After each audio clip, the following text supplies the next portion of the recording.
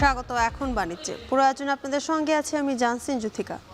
পলাতক শেখ হাসিনার সহ কার্যক্রম নিষিদ্ধ সংগঠনের কোনো ব্যক্তি যাতে ভারতের ভূখণ্ড ব্যবহার করে রাজনৈতিক বক্তব্য প্রদান বা বাংলাদেশের অভ্যন্তরে অস্থিতিশীলতা সৃষ্টির উদ্দেশ্যে কোনো কর্মকাণ্ড পরিচালনা করতে না পারে সে বিষয়ে ভারতের সহযোগিতা প্রত্যাশা করে বাংলাদেশ। সোমবার বিকেলে তেজগাঁওয়ে প্রধানমন্ত্রীর কার্যালয়ে প্রধানমন্ত্রীর পররাষ্ট্র বিষয়ক উপদেষ্টা হুমায়ুন কবিরের সঙ্গে ঢাকায় নবনিযুক্ত ভারতের হাই কমিশনার দীনেশ ত্রিবেদীর সৌজন্য সাক্ষাতে এই বিষয়টি আলোচনায় উঠে আসে। এ ধরনের কর্মকাণ্ড দ্বিপাক্ষিক সম্পর্কের ইতিবাচক অগ্রগতিকে ক্ষতিগ্রস্ত করতে পারে বলে উল্লেখ করেন প্রধানমন্ত্রীর পররাষ্ট্র বিষয়ক উপদেষ্টা। এ সময় ভারতের হাই কমিশনার বিষয়টি যথাযথভাবে বিবেচনা করে প্রয়োজনীয় খোঁজ খবর নেওয়া এবং এ বিষয়ে সচেষ্ট থাকার আশ্বাস দেন। উভয় পক্ষ নিয়মিত সংলাপ ও গঠনমূলক সম্পৃক্ততা অব্যাহত রাখার উপর গুরুত্ব আরোপ করেন এবং পারস্পরিক আস্থা ও আলোচনার মাধ্যমে সব বিষয়ে দীর্ঘমেয়াদী ও টেকসই সমাধান অর্জন সম্ভব বলে আশাবাদ ব্যক্ত করেন।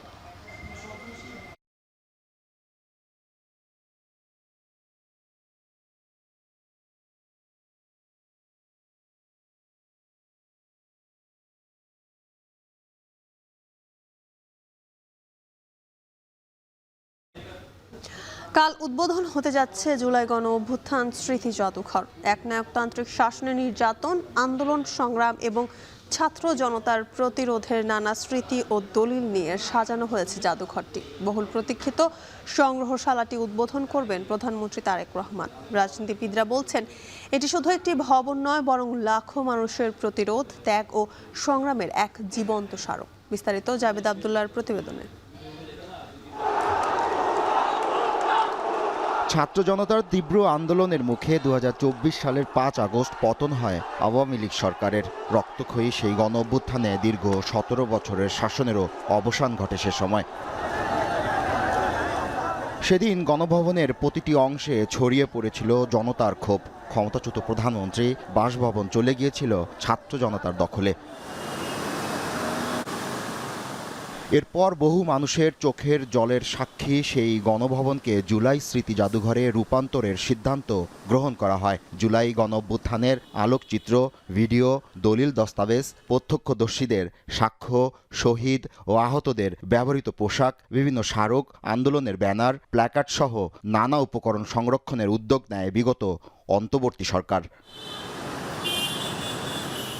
অবশেষে সেই রক্তে ভেজা আগস্ট মাসে গণঅভ্যুত্থানের দ্বিতীয় বর্ষপূর্তিতে উদ্বোধন হতে যাচ্ছে জুলাই গণঅভ্যুত্থান স্মৃতি জাদুঘর। সেই জাদুঘরের দেয়াল জুড়ে এখন সাজানো আপসহীন সংগ্রাম, 36 জুলাইয়ের জনতার পুঞ্জীভূত ক্ষোভের নানা প্রতিচ্ছবি।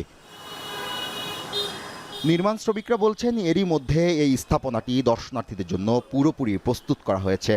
পুরো 5 তারিখের আগে এটা পরিষ্কার কাজ হয়ে যাবে। আমাদের ফিনিশিং কাজ চলতেছে, আমরা মেশিন মারতেছি, মাইরে পানি দিয়ে ধুইয়া পরিষ্কার করে দিচ্ছি। 5 তারিখের আগে মানে আমাদের স্টেজের কাজ শেষ হবে।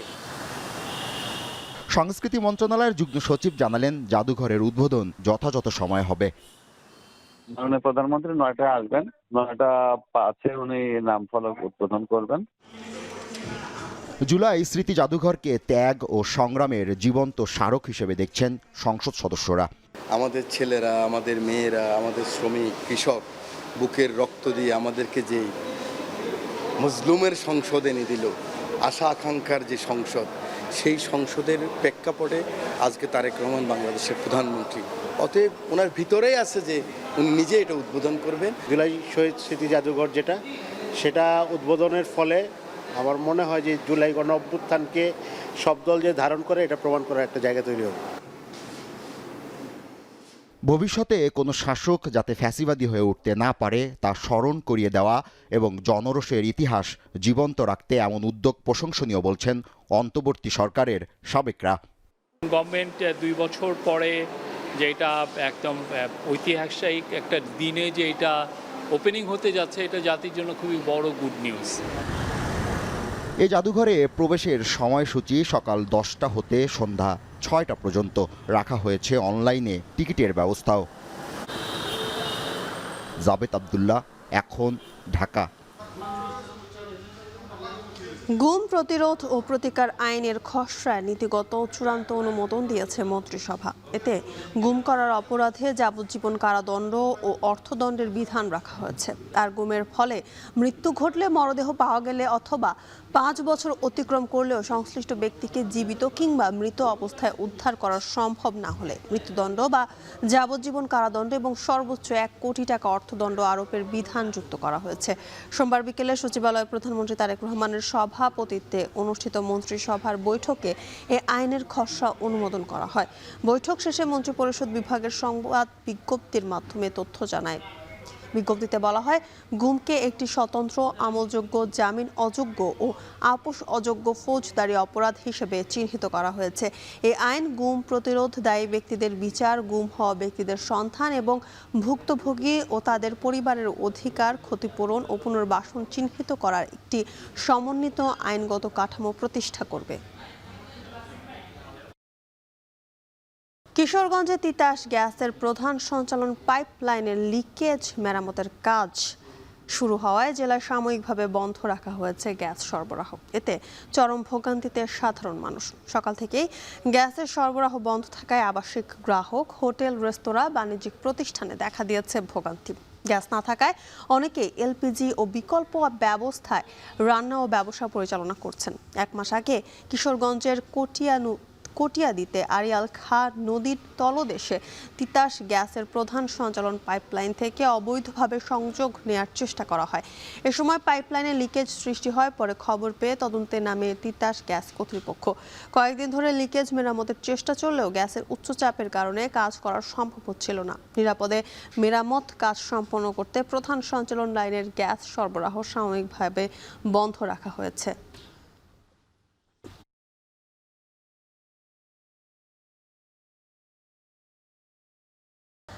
বারবার প্রকাশ্যে হত্যাকাণ্ড, ভারী অস্ত্রের ব্যবহার এবং বেপরোয়া সন্ত্রাসী তৎপরতায় চরম হুমকির মুখে পড়েছে চট্টগ্রামের জননিরাপত্তা।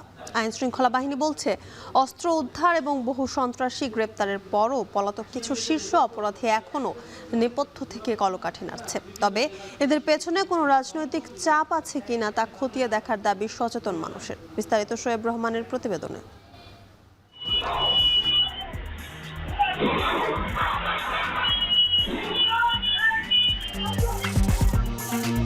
চট্টগ্রামের রাউজানের পাহাড়তলী এলাকা। অস্ত্র হাতে রাঙ্গুনিয়া যুবদলের আহ্বায়ক মাসুদুল হক চৌধুরীকে তাড়া করছে সন্ত্রাসীরা। এক পর্যায়ে মাসুদুল পড়ে গেলে এলোপাতাড়ি গুলি ছোড়ে সন্ত্রাসীরা।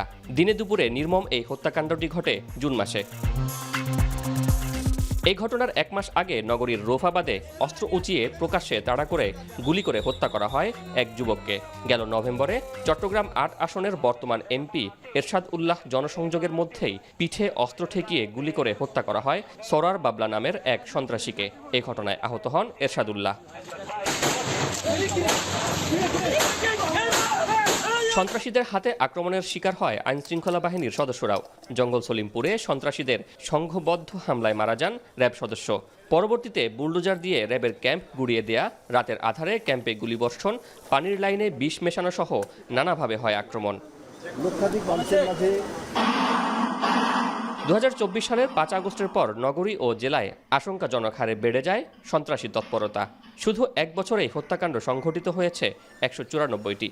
এর মধ্যে মহানগরে 61টি ও জেলায় 133টি। গ্যাংস্টার সংস্কৃতি, আধিপত্য বিস্তার, মাদক, বালুমহাল দখল ও চাঁদাবাজি এসব হত্যাকাণ্ডের মূল কারণ। বেশিরভাগই কিন্তু এই ক্রিমিনালরা নিজেরা আধিপত্য বিস্তার, বালিমহল, নিজেদের মধ্যে সংঘর্ষ, অন্তর্দ্বন্দ্ব, ক্রিমিনাল সংঘর্ষ, এ ধরনের কেসই বেশি ঘটেছে। হ্যাঁ, কিছু ঘটনা হয়েছে, কিছু নিরপরাধ মানুষ ভুক্তভোগী হয়েছেন। চাঁদাবাজির ক্ষেত্রেও লাগাম ছাড়া সন্ত্রাসী বাহিনী। পুলিশ পাহারার মধ্যেই এক ব্যবসায়ীর বাড়িতে এসএমজি দিয়ে গুলিবর্ষণ অবাক করে সাধারণ মানুষকে। এছাড়া ইন্টারনেট অফিসে ভাঙচুর আলোচিত হয় পুরো দেশে। হাটহাজারী, মুরাদপুর, হিলভিউ সহ বিভিন্ন জায়গায় নির্মাণাধীন ভবন, বাসাবাড়িতে চাঁদার দাবিতে গুলি আতঙ্ক ছড়ায় পুরো নগরীতে। এই ক্ষেত্রে ডেভেলপমেন্ট ততটুকু কিন্তু আইন শৃঙ্খলা পরিস্থিতির উন্নতি ঘটে নাই। তার জন্য দায়ী তারা নিজেরা, তার জন্য দিয়ে আমাদের দেশের ক্ষমতাসীন রাজনৈতিক দল, তারা তাদের আগের যেই সমালোচনা, তার দুর্নাম, অপবাদ সেগুলো গুছিয়ে নাগরিকের বন্ধু হিসেবে সেটা করবে এবং কোনো পলিটিক্যাল পার্টির কোনো শক্তির ক্রীড়নক হিসেবে ওরা কাজ করবে না। পুলিশ বলছে চট্টগ্রামের সন্ত্রাসীরা SMG, AK-47 এর মতো ভারী অস্ত্র ব্যবহার করছে। বিদেশি অত্যাধুনিক পিস্তল অনেকের হাতে। মূলত পাহাড়ি সশস্ত্র সন্ত্রাসীদের সাথে সখ্যতার মাধ্যমে তারা এসব অস্ত্র সংগ্রহ করছে। অপরাধ ঘটিয়ে আশ্রয়ও নিচ্ছে পাহাড়ে। একটা ঘটনা ঘটার পরে আমরা কিন্তু খুব অল্প সময় বলে দিচ্ছি এরা কারা, কিভাবে বলে দিচ্ছি, তাদেরকে কাউকে ধরে অ্যারেস্ট করে অস্ত্র সহ আমরা জেলেও দিয়ে দিচ্ছি। এটা নিশ্চয়ই আমাদের গোয়েন্দা এবং সার্বিক সফলতা। পুলিশের হিসাবে গত 2 বছরে ছোট সাজ্জাদ, ডেভিড ইমন সহ বহু অপরাধী গ্রেপ্তার হয়েছে। 1100 দেশি বিদেশি অস্ত্র, 1600 রাইফেল ও 10,000 বুলেট উদ্ধার হয়েছে। বিপুল অস্ত্র উদ্ধার করেছে র্যাবও। তবে কিছু শীর্ষ সন্ত্রাসী গহীন পাহাড়ে আস্তানা গেড়ে ও বিদেশে পলাতক থেকে নির্দেশদাতা হিসেবে কাজ করছে। বিদেশি অস্ত্র উদ্ধারের ব্যাপারে আমরা প্রচলিত আইনে যত রকমের চেষ্টা আছে সকল রকমের চেষ্টা করছে এবং টাইম টু টাইম আমাদের কাছে বিদেশি অস্ত্রগুলো আমরা উদ্ধার করতে পারছি। এবং এই অস্ত্রগুলি সাধারণত আমরা বর্ডার ক্রস করেও আসে, অনেক সময় আমাদের যে পাহাড়ি সন্ত্রাসী আছে তাদের কাছ থেকেও তারা কালেক্ট করতে পারে। ধরা পড়া সন্ত্রাসী ও অপরাধীরা আইনের ফাঁক গলে বের হয়ে আবারও অপরাধে জড়ায়। এ নিয়ে ক্ষোভ আছে আইনশৃঙ্খলা বাহিনীর মধ্যেই। আইনজীবীরা বলছেন রাজনৈতিক চাপ এসব ক্ষেত্রে বড় কারণ। আইনশৃঙ্খলা বাহিনীকে এই চ্যালেঞ্জটা নিতে হবে, তাদের এই কথাগুলো, তাদের এই কাজটাকে, যে না আইনশৃঙ্খলা বাহিনী সদা তৎপর, সে আইনের ঊর্ধ্বে কেউ নয়, যে হোক তাকে আমরা পাকড়ায় করব। 2024 সালের 5 আগস্টের পর আইনশৃঙ্খলা বাহিনীর শিথিলতার সুযোগে আন্ডারওয়ার্ল্ডের সন্ত্রাসীরা মাঠে সক্রিয় হয়ে ওঠে। শোয়েব রহমান, এখন, চট্টগ্রাম। গ্রামের হাট শুধু কেনাবেচার জায়গা নয়, এটি মানুষের মিলন মেলা, সংস্কৃতি আর গ্রামীণ অর্থনীতির অন্যতম চালিকা শক্তি। নরসিংদীর রায়পুরা উপজেলার রাধাগঞ্জে প্রতি মঙ্গলবার বসে এমনই এক ঐতিহ্যবাহী হাট, যার ইতিহাস জড়িয়ে আছে প্রজন্মের পর প্রজন্মের স্মৃতির সঙ্গে। সপ্তাহে একদিন বসা এই হাটে লেনদেন হয় কোটি টাকারও বেশি। কাউসার আহমেদের ছবিতে রাগিবুল ইসলামের প্রতিবেদন। শতবর্ষী বটগাছের বিশাল ছায়া, সেই ছায়াতলেই ভোর না হতে সাজতে শুরু করে দোকান। সময় যত গড়ায় ততই বাড়তে থাকে মানুষের ভিড়।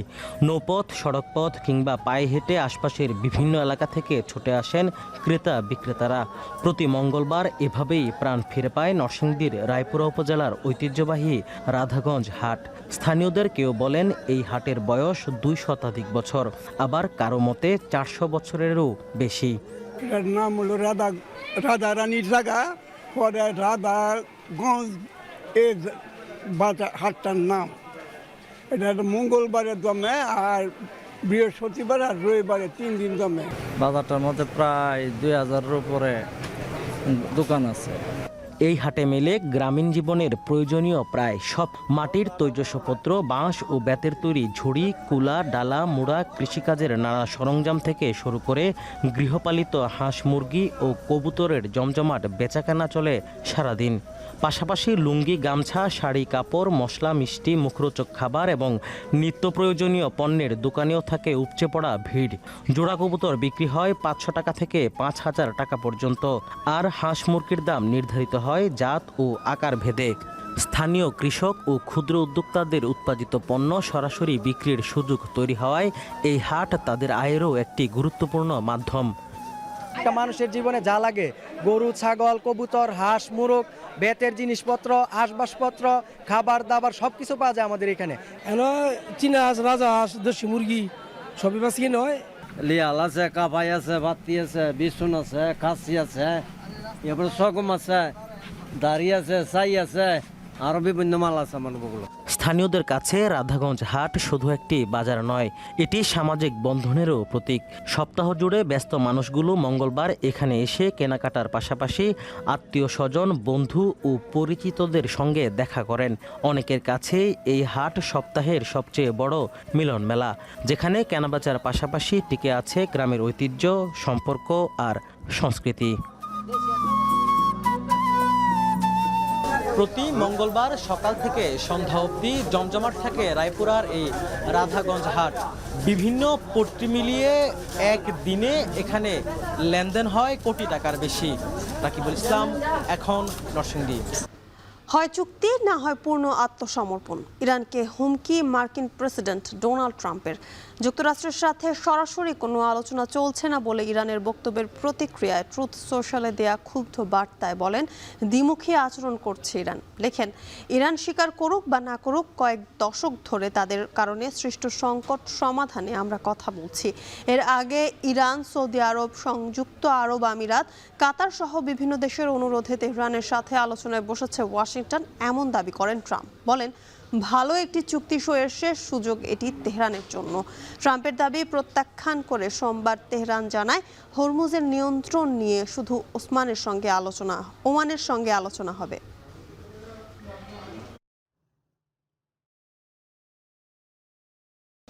ব্রিটিশ বাংলাদেশি নারীরা দেশটির পার্লামেন্ট থেকে শুরু করে স্থানীয় সরকার, চিকিৎসা, আইন, ব্যবসা সহ বিভিন্ন ক্ষেত্রে নিজেদের যোগ্যতার প্রমাণ রেখে চললেও কমিউনিটির বড় সংগঠনের নেতৃত্বে নারীদের উপস্থিতি এখন তুলনামূলক কম।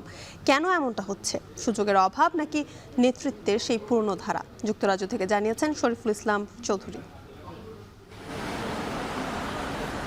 ব্রিটেনের পার্লামেন্টে বর্তমানে প্রতিনিধিত্ব করছেন 4 ব্রিটিশ বাংলাদেশি নারী এমপি।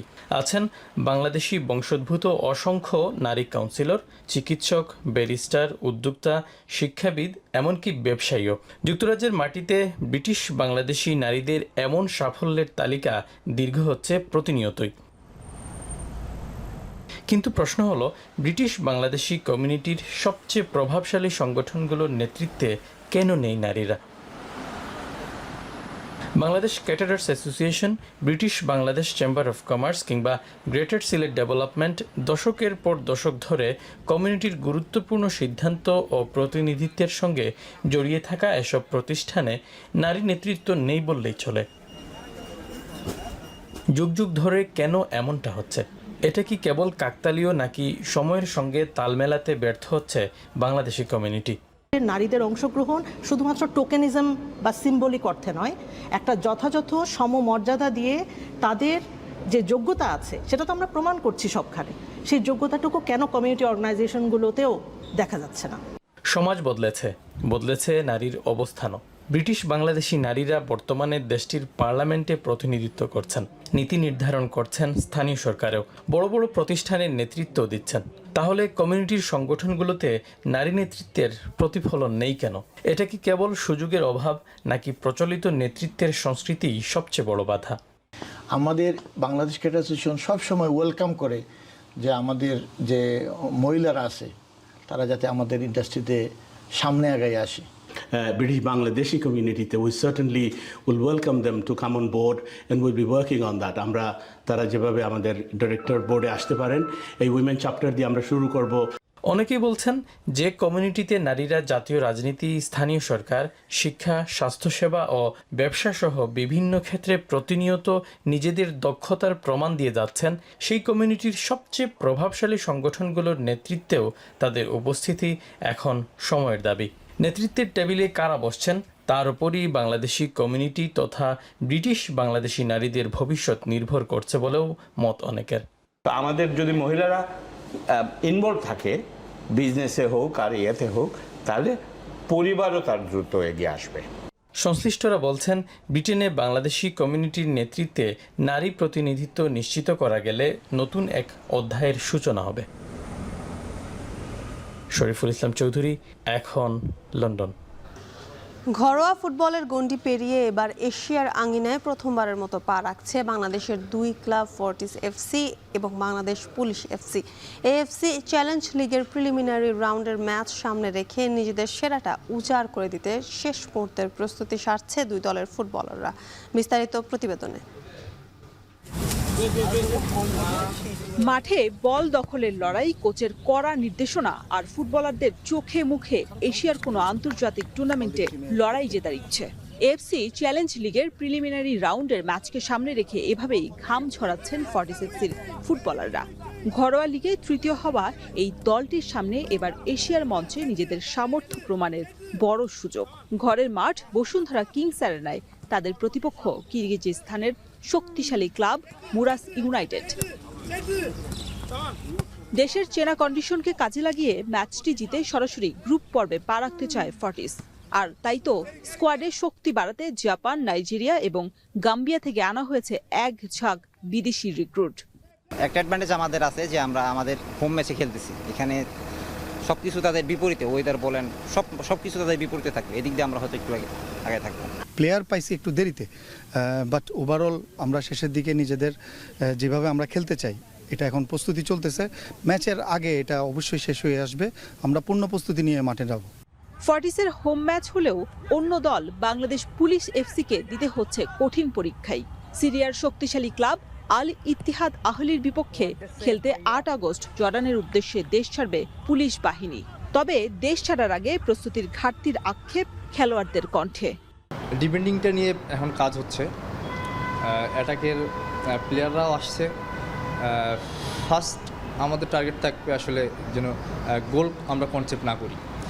হয়তো আরেকটু আগে শুরু করলে ভালো হইতো, কিন্তু এখন আমরা গত মাসের 10 তারিখ থেকে ক্যাম্প স্টার্ট করছি। আমরা চেষ্টা করব আমাদের যে এই কয়দিনের প্রস্তুতি এবং জুনিয়র সিনিয়র পুলিশ এফসির এবং ফরেন প্লেয়ার মিলিয়ে আমরা আমাদের আত্মবিশ্বাস আছে, আমরা ইনশাল্লাহ আমাদের স্বাভাবিক খেলা খেললে ইনশাল্লাহ আমরা ভালো কিছু নিয়ে আসতে পারবো। এফসির সবগুলো লেভেলের টুর্নামেন্টের জন্য ওরা ওদের ক্যালেন্ডারটাকে এমনভাবে ফিট করে নেয়, ওদের অফ সিজনটা অত বড় হয় না। বাংলাদেশে গত কয়েক বছর ধরে এটার একটা কন্টিনিউটি আসছে। সো আস্তে আস্তে এই চেঞ্জগুলো আসবে যখন আমাদের অনেক বড় একটা অফ সিজন যাবে না। সো সেই জায়গা থেকে আমরা একটু definitely short time, but by this time আমরা চেষ্টা করছি কতটা রিকভার করা যায়। বসুন্ধরা কিংস এবং ঢাকা আবাহনীর নিষেধাজ্ঞার কারণে কপাল খুলেছে ফর্টিস এবং পুলিশের। ঐতিহাসিক এই সুযোগ হাতছাড়া করতে চান না কোনো দলই। 11 আগস্টের সেই মহা লড়াইয়ে লাল সবুজের প্রতিনিধিরা কতটা সফল হতে পারে সেটাই এখন দেখার অপেক্ষা। শরীফ রওশন, এখন, ঢাকা। এই ছিল এখন বাণিজ্য। এখন টেলিভিশন ওয়েবসাইটে দেখতে ভিজিট করুন এখন.tv, এছাড়া ফেসবুকে দেখতে ভিজিট করুন facebook.com/tv.এখন এবং ইউটিউবে দেখতে ভিজিট করুন youtube.com/c/echontv।